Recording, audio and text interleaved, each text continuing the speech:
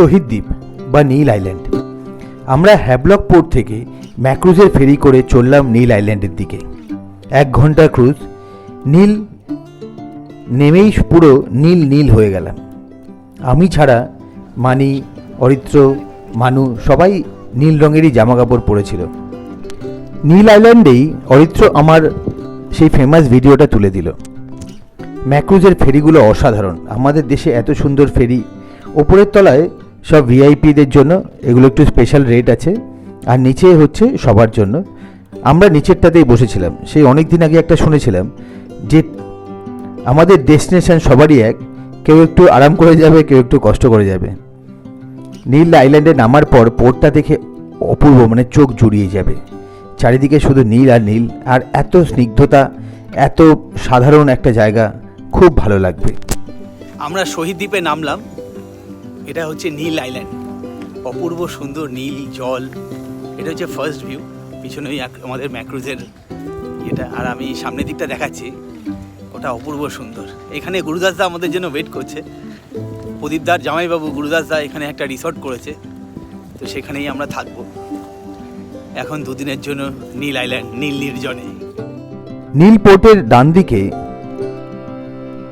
Lakshmanpur beach আর বাঁ দিকে Bharatpur beach. Bharatpur বিচের ওয়াটার স্পোর্টসগুলো আপনি এই জেটি থেকেই দেখতে পাবেন। নীল আইল্যান্ডকে আন্দামানের নেচার বাস্কেটও বলা হয়। এখানে প্রচুর সবজি চাষ হয়। আন্দামানের যত সবজি লোকেরা খায় বেশিরভাগটাই এইখান থেকেই হয়। এখানে আমাদের গুরুদাসদার হোটেল ট্যাঙ্গো রিসর্ট, তো আমরা ওখানেই 2 দিন থাকবো। 3 দিনের দিনে আমরা এখান থেকে চলে যাব। রিসর্টে ঢুকেই একদম চোখটা জড়িয়ে গেল। একটা সুন্দর রাস্তার মাঝখান থেকে গেলাম, দুদিকে আম গাছ, আমগুলো পেকে পেকে রাস্তায় পড়ে আছে। ডান দিকে রিসেপশন বিল্ডিং, বাদিকে সব পরপর রুম। তো আমাদের রুমটা ছিল 2nd ফ্লোরে, 315 নম্বর। আমরা 4 জন, তো গুরুদাসদা একটা এক্সট্রা বেডেরও ব্যবস্থা করে দিয়েছিল। অপূর্ব সুন্দর রুম, এত সুন্দর ইন্টেরিয়ার, সব ওয়েল ইকুইপ বলা যেতে পারে, সবই আছে। রুমের বেড ফেডগুলো খুব ভালো, দেখেই মনে হচ্ছিল খুব সুন্দর করে মেনটেন করে রাখা আছে। এই ট্যাঙ্গো রিসর্টটা নীল আইল্যান্ডের সবথেকে পুরনো রিসর্ট। এখানে একসময় তালপাতার পাতা দিয়ে কটেজ ছিল। সেই কটেজে প্রচুর ফরেনার এসে থাকতো। এখন এটা পুরো একটা পুরোদস্তুর 5 স্টার হোটেলের মতো। এখন রুমে ফ্রেশন আপ হওয়ার পর আমরা চলে গেলাম বিচের দিকে। হোটেলের সামনে বিস্তৃত সমুদ্র, খুব সুন্দর বিচ, মানে হোটেলের নিজেরই জায়গায়।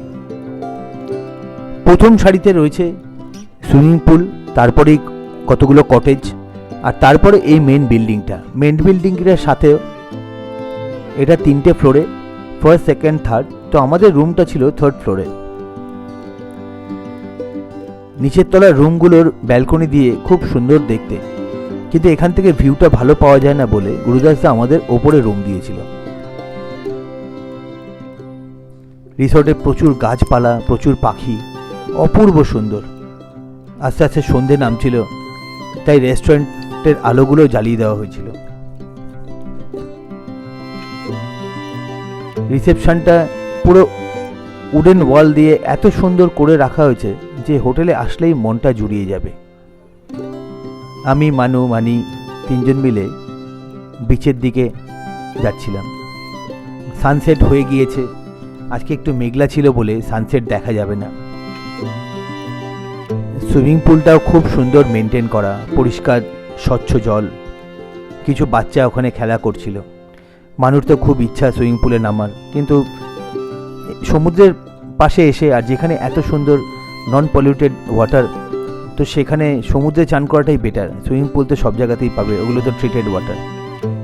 মানু এই খালি জমিটা, মানে হোটেলের লন এটা, এখানে ওরা জেনারেলি বড় বড় ইভেন্টগুলো করে।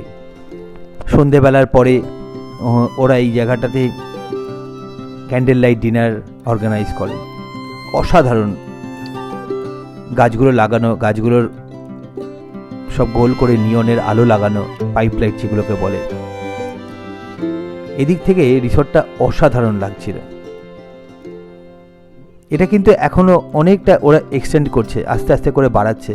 একটা ফ্লোর ওরা করে ফেলেছে এক্সট্রা, তো সেই ফ্লোরটাও হয়তো আগামী বছর ওরা অন করে দেবে। গরমের সময় আর বর্ষার সময় এই দুটো সময় একটু খালি থাকে, বাকি সারা বছর আন্দামান ফুল থাকে। আর এখানে নেচার দেখার জন্য সব থেকে ভালো। বিচের নরম বালিতে যখন পা দিলাম, সামনে নীল সমুদ্র, নীলেরও আবার 3-4টে কালার শেড আছে, উল্টো দিকে একটা বড় আইল্যান্ড। এরপর আমরা চলে গেলাম হোটেলের রেস্তোরাঁতে। এই রেস্তোরাঁতে বার লাইসেন্সও রয়েছে, সুন্দর ককটেল, বিয়ার, ওয়াইন সবই পাওয়া যায়। আর এখানে মাল্টি কিউজিন ফুড সার্ভ করে। তো আমরা চাইনিজ খাবার অর্ডার করেছিলাম। পরে আমরা চলে গেলাম সমুদ্র সৈকতে। সমুদ্রের সামনে গিয়ে একদম চোখ জুড়িয়ে গেল। চাঁদের হালকা আলোটা রয়েছে, সমুদ্রটা খুব সুন্দর, একটার পর একটা ঢেউ আছে পড়ছে সমুদ্র সৈকতে। আর প্রচুর স্নেলস, মানে প্রচুর শামুক, ঝিনুক, শঙ্খ, এরা সবাই উঠে এসছে বিচে। অন্ধকারে ওরা বিচের খুব এনজয় করছে। ওরা হয়তো এই সময় সমুদ্র থেকে ওপরে উঠে আসে। ও কি সুন্দর যাচ্ছিল।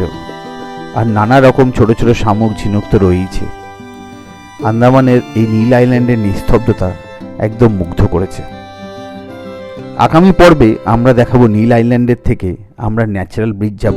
সঙ্গে থাকবেন। হর হর মহাদেব।